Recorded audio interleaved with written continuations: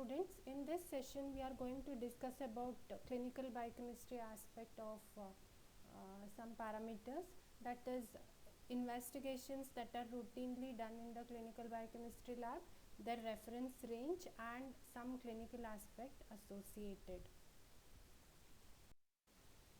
So very commonly and routinely done investigation in the lab is blood glucose estimation, blood sugar estimation, or so this can be of three types: FBS, PPBS and RBS. FBS stands for fasting blood sugar or fasting plasma glucose, we can call as, that is estimation of blood glucose level in a patient after minimum of 8 hours of fasting. Okay, and PPBS means postprandial blood sugar, that is 2 hours after taking the food blood glucose level is estimated. RBS means random blood sugar, that is irrespective of patient's dietary status, whether he had food or no, we estimate the blood sugar level randomly, that is random blood sugar. So normal fasting blood sugar is normal reference range is 70 to 100 milligrams per deciliter. PPBS is 100 to 140 milligram per deciliter and RBS is less than 140 milligrams per DL. There are some clinical conditions, pathological conditions, where we see increase in blood glucose level or decrease in the blood glucose level. Increase in blood glucose level is called as hyperglycemia. Decrease in blood glucose is called as hypoglycemia. So when do we see hyperglycemia? So there are hormones like growth hormone, hormones of anterior pituitary, adrenal gland hormones, thyroid hormones. So all these result in increase in the blood glucose level. So hyperfunctioning of all these glands can result in hyperglycemia. In addition to that, fear, anger and anxiety may transiently elevate the blood sugar level. Whenever blood sugar level falls less than 45 milligram per DL, it is called as hypoglycemia. So we all know that insulin is a hypoglycemic hormone. So whenever insulin is given in a overdosage, excess insulin injections given, or insulin secreting tumors of beta cells of pancreas result in hypoglycemia. In addition to that, there are some rare inborn errors of metabolism called von Gog's disease, galactosemia, hereditary fructose intolerance, etc. So these can also result in hypoglycemia. Then we have renal function tests, commonly done investigations which suggest about the functioning of the kidneys are blood urea, serum creatinine and serum electrolytes, that is sodium, potassium and chloride.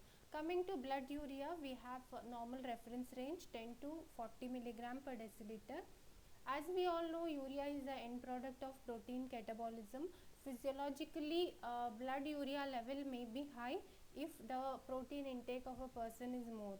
Patient is on high protein diet. Then pathological causes for increase in blood urea levels are pre-renal, renal and post-renal causes. Pre-renal causes decrease in GFR, that is vomiting, diarrhea, hemorrhage, burns, etc.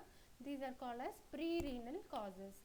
Renal causes means defect in the kidney, okay, because of which urea is not being excreted and it accumulates in the body resulting in high urea levels.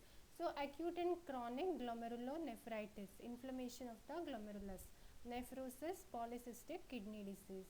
Then post renal causes, okay, the obstruction to the lower urinary tract. So enlargement of prostate which may be compressing on the urinary tract. Stones in the bladder may be obstructing the urinary tract, because of which there is increase in the urea level. So these are the causes for increase in the blood urea levels.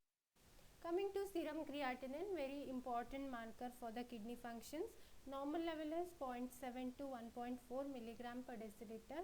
So creatinine is formed from creatine in the muscles. So creatine is formed from the amino acids in the protein metabolism we have seen. Okay, so increased level of creatine may be seen in muscular dystrophies and renal failure. And important enzyme CPK or CK, creatine phosphokinase, is elevated in myocardial infarction.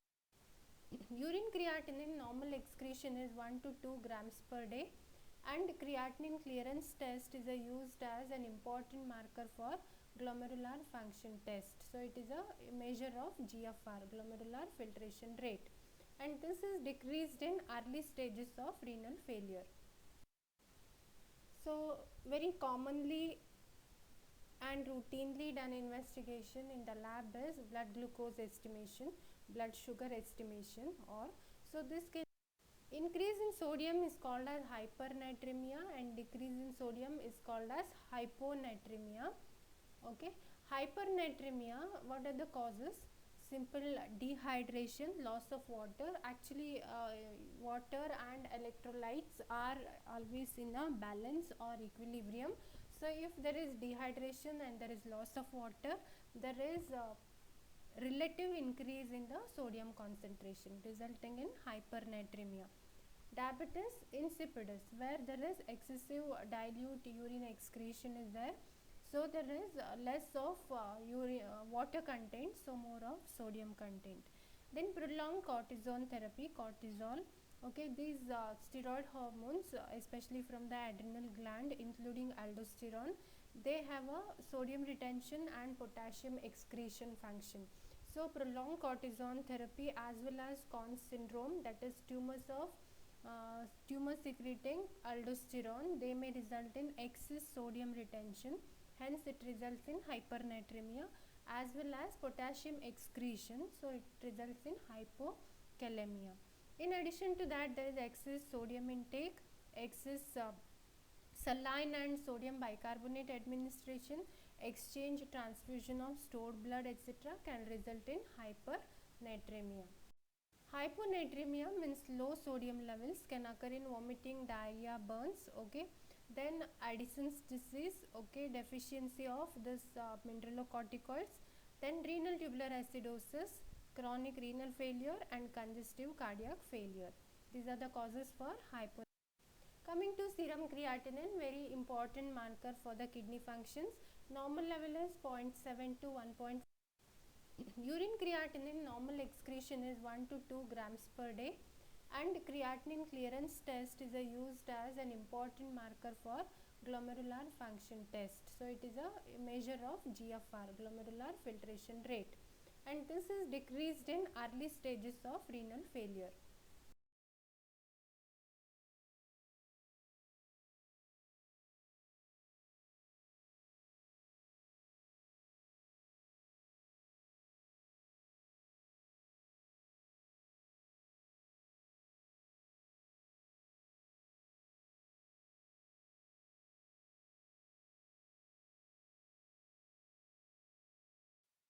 Hyperkalemia means increase in the potassium levels. So renal failure, Addison's disease, diabetic coma, severe dehydration. Okay, these all are the causes for hyperkalemia. Important point to be noted is potassium is a very important intracellular cation. So whenever there is damage to the cell, it will release intracellular potassium to the circulation. This results in hyperkalemia. So rhabdomyolysis, trauma, malignancy, wherever, whichever form cell damage is there, even hemolysis for that matter, may result in hyperkalemia.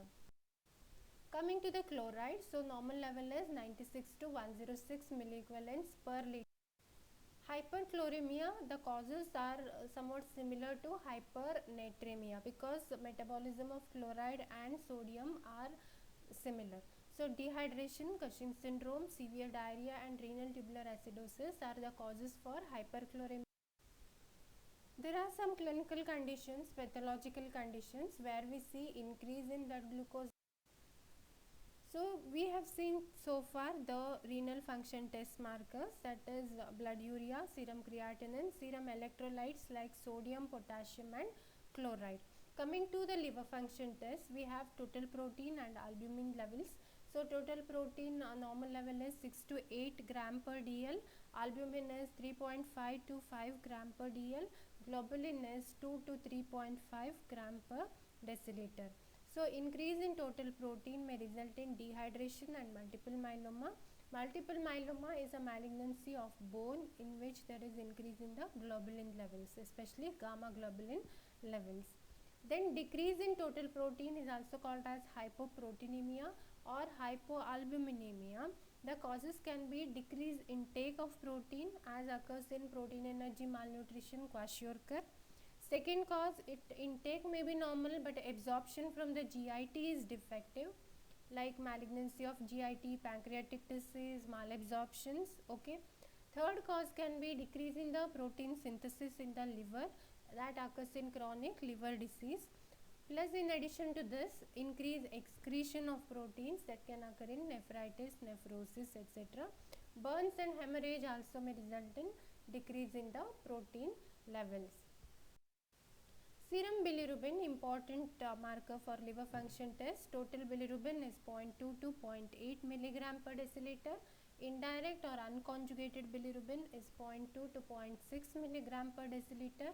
Direct bilirubin or conjugated bilirubin is 0.2 milligram per deciliter. It should be less than 0.2 milligram per deciliter.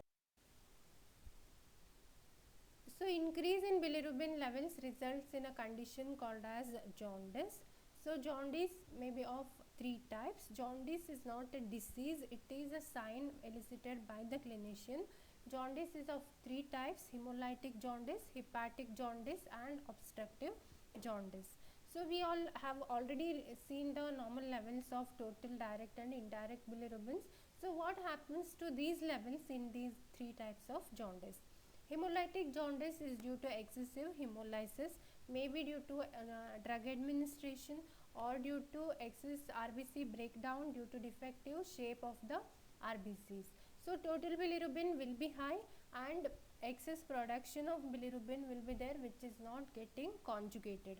So, indirect or unconjugated bilirubin levels will be high, direct bilirubin will be normal. In hepatic jaundice, due to some disease of the liver, bilirubin conjugation will be affected, but however there is increase in both direct as well as indirect bilirubin. Okay. In obstructive jaundice, what happens is, due to here conjugation will be normal, conjugation is taking place, but there is defect due to obstruction to the biliary duct or biliary tract. There is decreased excretion of this conjugated bilirubin, which regurgitates back into the circulation, resulting in increase in the conjugated or direct bilirubin. So, here there is increase in total bilirubin as well as direct bilirubin will be. So, we have just seen the liver function test. We have seen total bilirubin, direct bilirubin, unconjugated bilirubin. Okay, total protein, albumin, globulin. Okay. In addition to that, there are liver enzymes which we have not covered in this session. They are AST, ALT, then alkaline phosphatase and GGT. These also come under liver function test. Next, we move on to the lipid profile. So, in this lipid profile, we study total cholesterol, LDL cholesterol, HDL cholesterol and triglyceride. So, total cholesterol normal level is 150 to 200 milligram per deciliter. LDL cholesterol normal is less than 100 milligrams per deciliter. It says 130 milligram per DL, but new regulations say less than 100 milligrams per deciliter. HDL cholesterol normal is more than 60 milligram per deciliter. It is slightly lower in men because they don't have a protection from estrogen. Triglyceride normal level is less than 150 milligram per deciliter. So, in this, LDL cholesterol is called as bad cholesterol. Increase in LDL levels result in increased risk for coronary heart disease. HDL cholesterol is called as good cholesterol. It helps in reverse transport of cholesterol. So, higher the HDL level, it is better. So, increase in lipid levels will be seen in diabetes mellitus, hypothyroidism and obstructive jaundice. Next parameter we come across is serum calcium. Normal serum calcium is 9 to 11 milligram per deciliter. Hypocalcemia is seen in deficiency of vitamin D. Vitamin D is required for calcium absorption. Through calbindin, it helps in absorption of calcium in the GIT. Deficiency of parathyroid hormone. Parathyroid hormone is important for maintaining serum calcium level. It increases calcium absorption from the GIT. It causes bone resorption and increases calcium levels, and it causes increase reabsorption of calcium from the kidney. So it results in increase in calcium level. So deficiency of this parathyroid hormone results in hypocalcemia. Then increase in calcitonin. Calcitonin is a hormone which causes deposition of calcium in the bones, mineralization. So when it is more, it results in hypocalcemia. Then magnesium deficiency and hypoalbuminemia also result in low calcium levels. Increase in sodium is called as hypernatremia, and decrease in sodium is called as hyponatremia. Okay, hypernatremia, what are the causes? Simple dehydration, loss of water, actually water and electrolytes. Coming to serum inorganic phosphate, normal level is 2.5 to 4.5 milligram per deciliter in adults. In children it is 4 to 6 milligram per deciliter. Decrease in serum inorganic phosphate levels are seen in rickets, hyperparathyroidism, okay, decrease in reabsorption of phosphate from the glomerular filtrate, that is Fanconi syndrome. Okay, how parathyroid hormone is responsible? Parathyroid hormone decreases phosphate level by increasing its excretion. So hyperparathyroidism results in hypophosphatemia, and opposite happens in the hypoparathyroidism. So increased phosphate level or hyperphosphatemia occur in hypoparathyroidism and hypervitaminosis D and renal failure.